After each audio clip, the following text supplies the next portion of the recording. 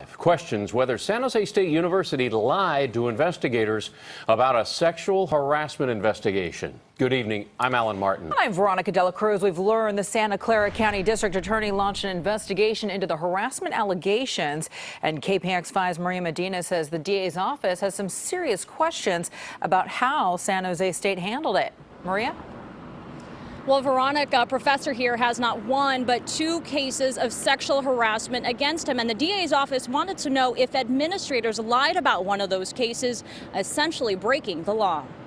Professor Louis Aptekar, counselor of education, accused by a student of sexual harassment in 2015. A university investigation concluded he did act inappropriately. But it wasn't until the Mercury News started asking questions that San Jose State finally put him on leave. Now we've learned the Santa Clara County DA looked into how San Jose State handled the investigation, specifically whether two administrators lied. Now former Dean Elaine Chin and Associate Dean Mary McVeigh allegedly told the university investigator they knew of no other formal or informal complaints against Professor Aptekar. However, there was another case against the professor, a 2014 anonymous complaint. The word anonymous is key here because Chin and McVeigh said there weren't any formal or informal complaints. In other words, they didn't technically lie, since according to San Jose State, an anonymous complaint is not the same.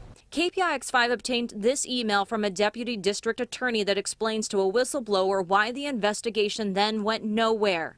He writes, quote, "Although there is reason to be skeptical of this suspiciously convenient definition of formal or informal complaints, it became obvious during our investigation that we would never be able to prove otherwise." And what's more, that prosecutor went on to say in his email that his investigation was hampered because of a lawyer at the university who objected to witnesses being recorded. He said in his 23-year career, he had never heard of an attorney objecting to that. By the way, Aptekar is again on paid leave, which means that he is not teaching here at the university, but he's still getting paid. Veronica? All right, Maria, and I do understand that you were able to reach out to the university for comment here. What did they have to say? So a spokesperson initially told me that she would do an interview. Then a few minutes later, she said that they were not going to do an interview because that 2014 case against Aptekar is still ongoing. She did admit that this was not the best moment in history for the university and that they've learned from it and they've made quite a few changes here. Back to you. All right, Maria Medina live for us there at San Jose State. Maria, we appreciate it. Thank you.